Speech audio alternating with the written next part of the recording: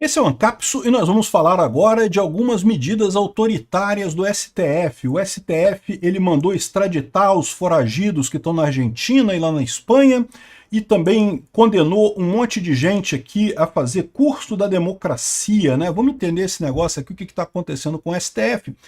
Porque, de outra forma, está havendo uma reação muito forte da direita, né? E você vê como é que a coisa é preocupante com essa manchete da Eliane Cantanhede aqui. Olha só o que diz a Eliane Cantanhede. A direita é forte nas urnas e no Congresso, mas o STF tem arsenal. O STF tem um arsenal.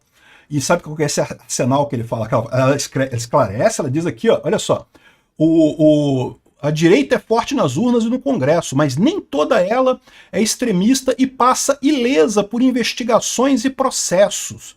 O Supremo tem um arsenal e sabe usá-lo. A Eliane Cantanhede está dando o recado que o STF vai processar os deputados que forem contra ele, hein? Olha que coisa impressionante aqui, o nível do desespero do STF com essa história. E eu tô achando ótimo isso, porque isso tem o poder de barrar as PECs e coisa e tal lá no Congresso, até tem o poder de barrar, né? O STF hoje em dia manda tudo, né? Se tiver impeachment do ministro Supremo, eles vão decretar que é inconstitucional o impeachment e não sei o que lá, pô, tudo isso, né? Só que aquilo que eu falo para vocês, muito mais importante do que tudo isso é o movimento da sociedade, porque não tem governo que pare em pé com a sociedade contrária. E cada vez que o Supremo reforça mais esse autoritarismo dele, mais ele estimula a sociedade a ir para a direita, mais fica óbvio, até para o pessoal que está ali no centro, que não gosta do Bolsonaro, que não gosta do extremismo de direita, não sei o que lá, até esse pessoal começa a olhar para o STF e falar, caraca, esse pessoal tá exagerando, né? Pô, que negócio é esse? Então não tem nenhum controle sobre o STF, não pode ter, porque senão o STF manda prender deputado? Que história é essa, né? Viramos uma oligarquia aqui em que 11 ministros supremos mandam no país e não interessa o que pensa a população. Esse jogo que o pessoal está jogando é muito complicado. Por quê? Porque vai estimular cada vez mais as pessoas a voltarem à direita. Vai deixar o Lula cada vez mais isolado no governo dele e os próprios ministros do STF. Vamos entender esse caso aqui. Essa notícia foi sugerida por Alexa, comprar ações da Light, Pacheco, a bonequinha inflável do STF e várias outras pessoas. Obrigado aí ao pessoal que sugeriu notícias lá no nosso site, no visãolibertaria.com, e obrigado a você que está assistindo o nosso vídeo. Se você gosta do nosso conteúdo, por favor, deixe o seu like e se inscreva aqui no canal, né? Então, olha que coisa, essa coluna da Eliane Cantanhede mostra como é que o pessoal está apavorado lá no STF, né? Eu já falei para vocês em outro vídeo que isso daqui, na verdade, é mais o governo Lula e os jornalistas apavorados com a situação. Por quê? Porque eles percebem isso de forma mais direta. Eles sabem. O STF está tranquilo. O STF sabe que vai tornar inconstitucional. Não precisa ficar falando isso antes, né? Esse tipo de ameaça que a Cantanhede fala aqui, ó, de não, porque os deputados são nem toda ela é extremista. O que eles querem dizer com isso? Nem toda ela tá apoiada por essa base da população que, na visão deles, é extremista, né? E nem passa ilesa por investigações e processos, né? Então, o Supremo Federal tem arsenal e sabe usá-lo.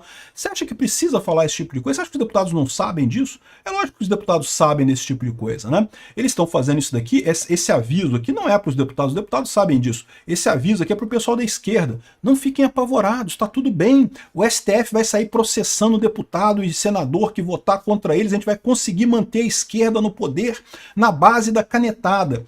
Só que esse pessoal não percebe um outro problema, que é o problema da visão da população sobre isso, né? Cada vez mais que o STF toma essas medidas totalmente sem sentido, mais fica claro para todo mundo a perseguição e mais tende o pessoal a votar na direita, né?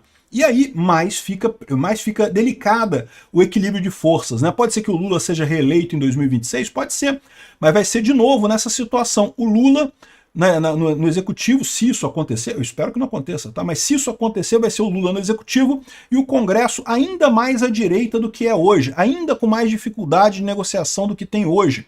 Os ministros do Supremo vão ser tirados do STF? Talvez não consigam ser tirados, mas vão ficar todos eles lá sendo xingados pela população, sendo cobrados pela população e sem ninguém apoiar o que eles estão fazendo, com o Congresso cada vez mais à direita. E quanto mais eles fazem isso, de tentar se isolar, como não pode questionar a esquerda é o padrão de qualidade mundial, se você questionar a esquerda, não pode, né? É proibido, é golpista e não sei o que lá. Aí o que vai acontecer? Cada vez mais, mesmo a população que num primeiro momento comprou essa lorota de golpe, que Bolsonaro queria dar um golpe, até essa população começa a olhar e falar, bom, peraí, tem uma coisa errada nisso daí, né? Porque, caramba, os caras não têm nenhuma maneira de você questionar um juiz do Supremo, não tem nenhuma forma do cara que está fazendo algo que todo mundo vê que é uma perseguição absurda e não tem como resolver isso, né? Como é que faz isso aqui? Que república é essa que existem funcionários públicos que são imperceptíveis, que são isentos de qualquer coisa, né? Por exemplo, agora no Chile acabou de acontecer uma situação em que o Supremo Tribunal Federal do Chile expulsou uma de suas juízas.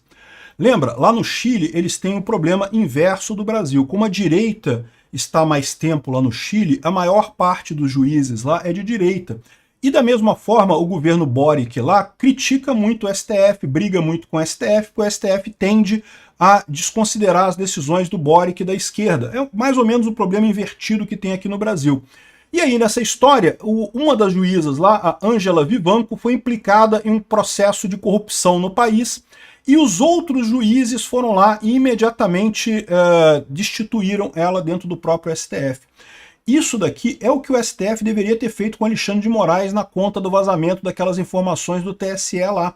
Por quê? Porque está claro o desvio de função do Alexandre de Moraes, está clara a ânsia de censura deles.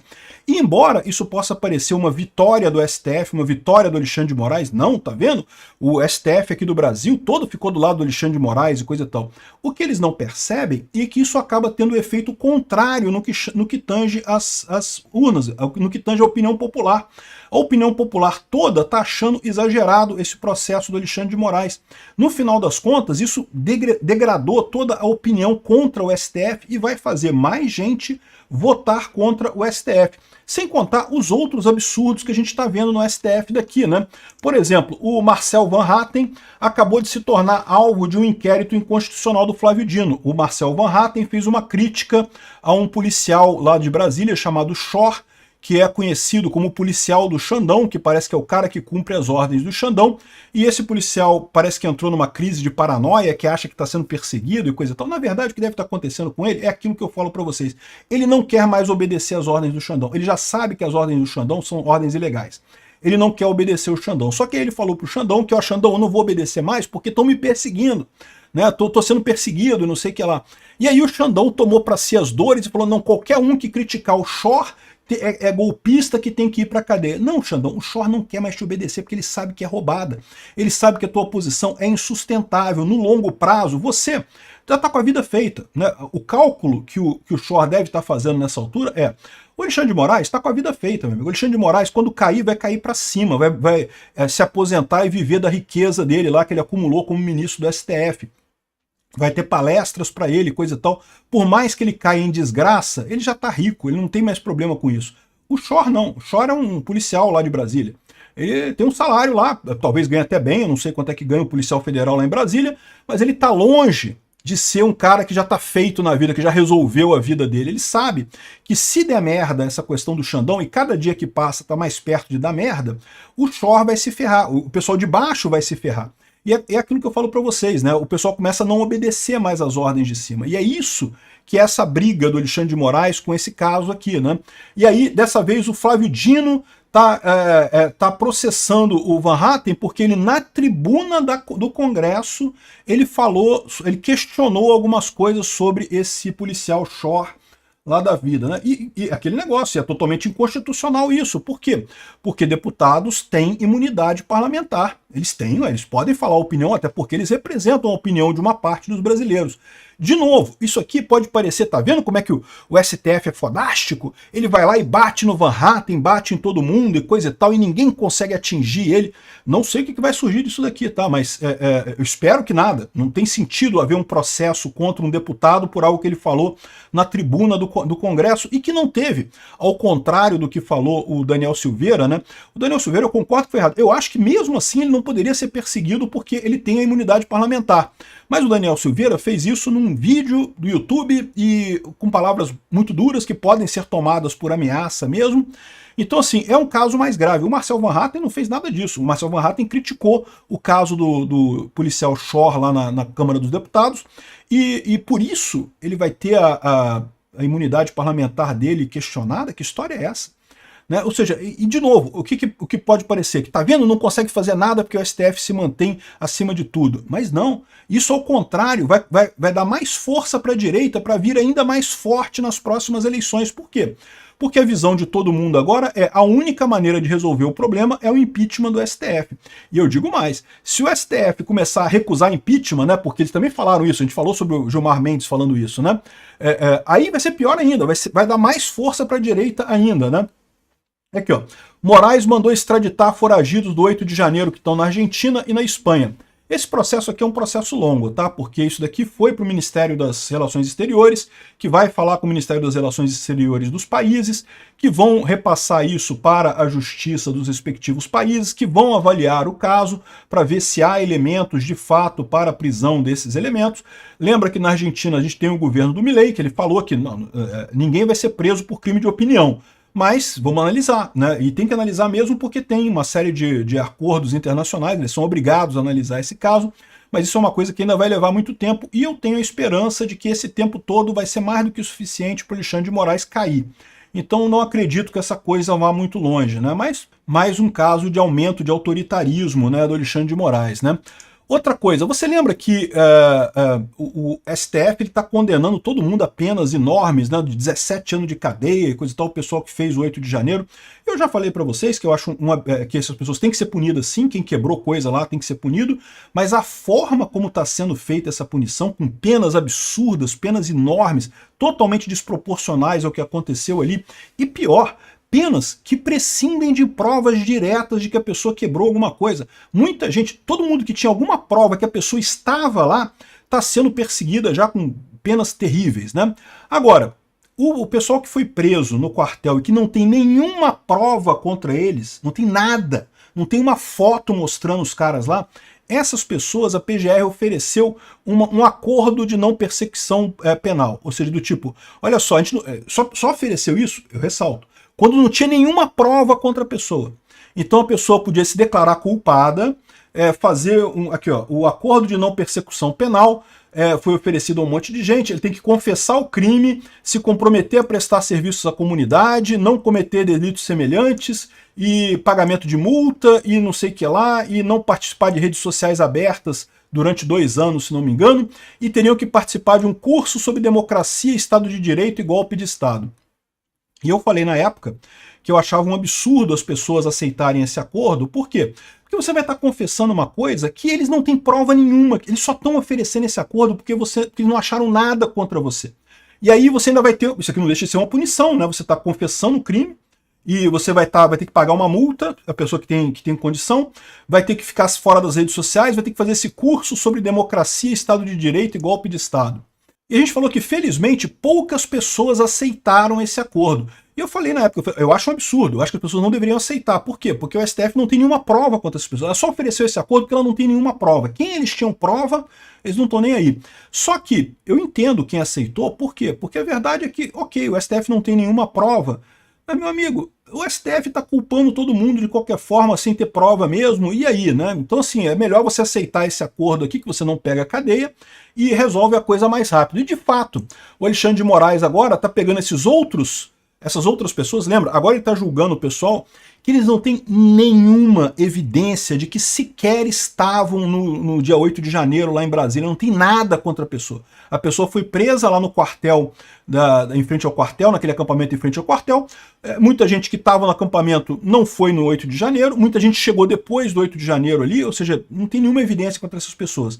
E mesmo assim, ele está condenando os manifestantes a 1 ano de reclusão, o que provavelmente vai ser a liberação imediata, porque 1 ano de reclusão, o pessoal já está preso preventivamente esse tempo todo, então já cumpriu a pena, né, no final das contas. Mas ele ainda está colocando aqui, ó, exigindo que as pessoas façam um monte de coisa e, entre elas, o curso da democracia. Então, ou seja, já condenou um monte de gente nessa história, né? E aqui, ó, participação presencial em curso elaborado pelo MPF com temática democracia, Estado de Direito e golpe de Estado. Alguns tópicos anotados por uma professora que participou desse curso, que aceitou o acordo lá, Hitler foi um ditador da direita, e esse é o espectro político, um dos responsáveis pelo Holocausto. Então direita, meu amigo, direita é nazista, todo mundo nazista na direita. STF é o poder moderador, meu amigo. Essa eu não sabia dessa? O STF é o poder moderador. Lembra aquele papo de que não há poder moderador no Brasil, que justamente a Constituição brasileira, dos pontos centrais é que não tem poder moderador, né? Porque isso é um absurdo. Não existe negócio de poder moderador. Essa história, gosto muito do Dom Pedro I, Dom Pedro I era um cara muito esperto, mas essa história de poder moderador é uma idiotice, né? Então, se tem um poder moderador, esse poder é que comanda todo mundo. É o poder comandador, no final das contas. O STF é o poder moderador. É quem comanda o show inteiro, né? As Forças Armadas são submissas ao tribunal. A urna eletrônica é segura e há lisura no processo eleitoral. A urna eletrônica segura, eu concordo, né? Muito embora, assim, eu digo que ela é segura até aqui. Eu não vi nenhuma evidência de problema até aqui. O que vai acontecer no futuro, eu não sei. E a lisura no processo eleitoral eu discordo, porque eu acho que o TSE botou o dedão na balança lá em 2022, sim. Enfim, a mulher resumiu como um tremendo processo de lavagem cerebral, né? Aquele negócio, isso aqui é o menor dos problemas de assistir esses cursos. Ninguém vai mudar de ideia por conta disso, né? É o tipo da coisa, é o resquício da ditadura esquerdista, né? Da lavagem cerebral esquerdista, que eles não conseguem mais fazer porque todo mundo tem acesso à internet, então esquece isso daqui. Mas mostra mais uma vez esse absurdo do STF nesse sentido, né? O próprio Estadão tá falando aqui nessa coluna dele aqui, ó, que tá difícil defender o Supremo. E olha que o cara fala que tá tudo certo, o que eles fizeram com o Bolsonaro e com os golpistas do 8 de janeiro, tá tudo certo. Eu acho um absurdo, todo mundo tá vendo que tem exagero nisso daí, mas aí ele começa a falar que, caramba, que esse pessoal viajando e aceitando participar de encontro lá em Roma, com um patrocínio da JBS, coisa e tal, tá difícil defender o Supremo. Aí ele fala aqui no final que, olha só, basicamente só há 2 saídas para a crise de confiança que passa o Supremo Tribunal. A primeira está no andamento no Congresso dessas leis, para realmente dar um recado para o STF, para limitar o STF, né? Ou fazer um impeachment, ou fazer qualquer coisa, não sei o que lá. Não é a solução ideal, não é a saída ideal, haja vista que implica em politização que pode levar a resultados muito distintos e mais perigosos do que o esperado. A outra saída é a tão ansiada autocontenção. Mas para que se autocontenham, é óbvio que primeiro os ministros do STF precisam admitir que erram. E eles não admitem que erram, e nem vão admitir que erram, e não vão aceitar autocontenção coisa nenhuma. É o que eu falo para vocês, isso daqui vai dar merda. Por quê? Cada vez mais isso vai tender a base, a população, a caminhar para a direita, ao contrário do que espera o STF. O STF acha que ele se fortalecendo, ele dando recado, que as pessoas vão ouvir a eles. Não é assim que funciona. As pessoas fazem os seus julgamentos sobre o que está acontecendo e estão percebendo que o que está acontecendo é o autoritarismo do Supremo. Cada vez mais vai jogar a população para a direita. Espero que o STF continue dessa forma. Vai ser autoritário, vai prejudicar muitas pessoas, vai me prejudicar? Pode ser. Eu tô na fila dos que podem aí, em algum momento ser sacaneados pelo STF. Mas no final das contas, o que eles estão fazendo é mais benéfico para a direita do que parece, no sentido de que dá cada vez mais razão a Bolsonaro e ao pessoal todo da direita que está dizendo que está sendo perseguido pelo STF. Está ficando cada vez mais claro isso. Obrigado por assistir o vídeo até o final. Além de curtir, compartilhar e se inscrever no canal, considere se tornar patrocinador com valores a partir de R$ 1,99. Clique no botão Seja Membro abaixo para saber as condições e vantagens de patrocinar o canal. Mais informações sobre o nosso projeto, visite nossos sites indicados na tela.